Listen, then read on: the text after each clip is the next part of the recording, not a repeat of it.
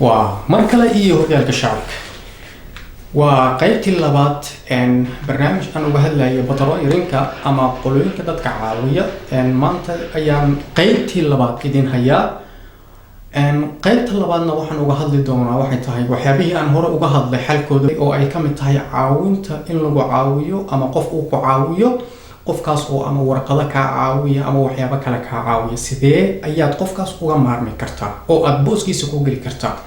هدي أدوال تهاي سيديات إن معناها أد قف كاسي وحكي عاوية وكلا أد أو مارمي كرتا أو أد وحيابه وقبن جرو وكلا أد وقبن كرتت المها قاعدين نقدان أما أديكو رير كقاعدين أي نقدان سيدي أيات بوس كاس كوجل كرتا مهمة كواد واحد تهاي mar walba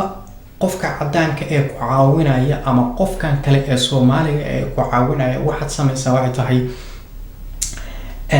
tusaale kale warqad baa dawladdu ku soo dirtay warqadii bay kugu tiri dawladii soo buuxay warqada noona soo dir dhinac walba ha noqdaan ilmahaaga iskuulka cuntada ay cunaan oo kale ha noqdaan oo kale oo qolooyinkan building on tile yiraahdo ilmaha ka bixiyo cuntada kale haday noqdaan oo kale way badan yihiin ama job center ha noqdo ama socialka ama rad houseka ama Ausland Behoder kullu waxa muhiim ah warqad haday ku timaado oo warqadaas lagu yiraahdo soo buuxi warqadii way ku dhibtaadayga buuxinteeda waad garan weyd waxaad aad qofku caawiya ama waxa kula joogo kale ama ku yimaado kale qof markaas ku caawiyo oo cadaan waxa sameeysaa qofkaas warqad asaga ku buuxina warqada markuu ku buuxiyo hal mid samee waa muhiim oo ku anfacaysa ana waa hadii aad sameysid waxa sameeysaa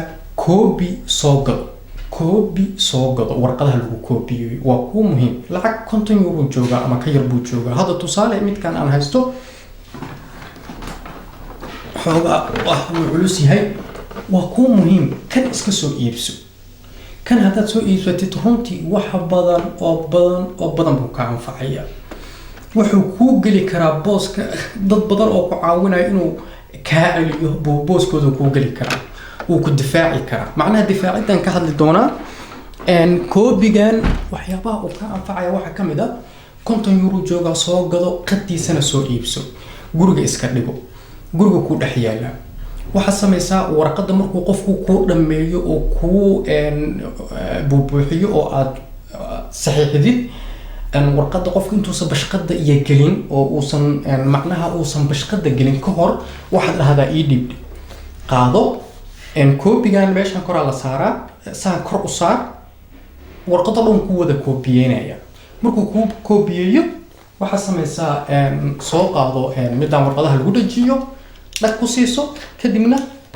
waxa sameeysaa faylkaaga gasho birrito warqad saddex ku timaado oo dawladdu soo buuxo ku yiraahdo ku dhahdo waxa ugu ma baahnid qofkaas wad buuxinaysaa qaabkii u buuxinaysaa kadib shaqadaada ku ridaysaa kadibna waad u diraysaa dawladda waa fikrad fiican runtii hadii aad sameysid aan ogahay inaad qof dambo ku caawiyo aad uga baahneen qofka caawinaadiisa aad uma baahnaanays wicitaankiisana waa iska deynaysaa warqad walba oo dawladdu ku soo dirto oo la buuxinayo hadii marka ugu horeysa laga caawiyo marka labaad adiga isku day macnaha wixii siday tahay uma sameyn kartid ereyo badan ku dhibaayo oo af Jarmal ah ku jiro oo xataa qaarkood turjumaan Soomaali aad ku helayno kala adag yihiin marka way iska dhib badan yihiin markii loo fiiriyo annagu wadankaana uma dhalan luqadiisana way nagu adag tahay runtii marka laga hadlo marka laakiin waa dadaaleyna waxaan isku daynaa inaan nolosha la qabsano inaan wadankii qaabkii dadka u dhaqmayaan u dhaqano in warqadihii waxyaabay la buuxinayo dhan buuxino waxaas oo dhan isku daynaa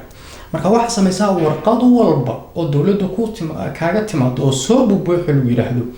warqadahan badanaa lagu soo dirayo oo ay dowladdu kuu soo dirayso ku leedahay soo buuxi waa warqado kooban ayagiyaa markaa mar walba kugu soo noqnoqonaya. tusaale oo kale job centerka wuxuu leeyahay warqado lasoo buuxiyo kale marka lacagta lagu siinayo dalbanay sidoo kale marka la rabo kale in la ogaado adiga waxaad haysatid oo kale warqadaha ayagaa kala duwan laakiin mar walba waa warqadii macnaha warqada waa 3 nooc ama 4 nooc afartaas nooca mar walba marka ku imaanayso mar midda saddexaad lagu soo diraa mar midda afraad lagu soo diraa marka saddexdii nooc ama afartii nooc ee warqadaha ahaa haddaad haysatid oo ay ku koobiyeysan yihiin mar walba tan lagu soo diro waad qaadanay faylkaaga soo qaadanay waad ka baaranaysaa bas waad buuxinaysaa waa saxiixaysaa waana u diraysaa. marka runtii waxa waaye haddaad family tahay ama haddaad keli tahay aad bay ku anfacaysaa insha Allah iskuna day. intaas ayaan qaybtii labaad kusoo gabagabaynayaa barnaamijkii Badarooyinka ahaa ee aan uga hadlayo dadka caawiya. intaan muuqaalada kale aan ku kulmi doono waxay kaga tagay sidaas iyo nabadgeliyo waa Sakaraab Isaar anigoo Abdulqaadir Xasan Duuliye barteeda horyaalka shacabka insha Allah muuqaalo xiiso leh oo kale waa idiin soo gudbin doona sidaas iyo mac salaam.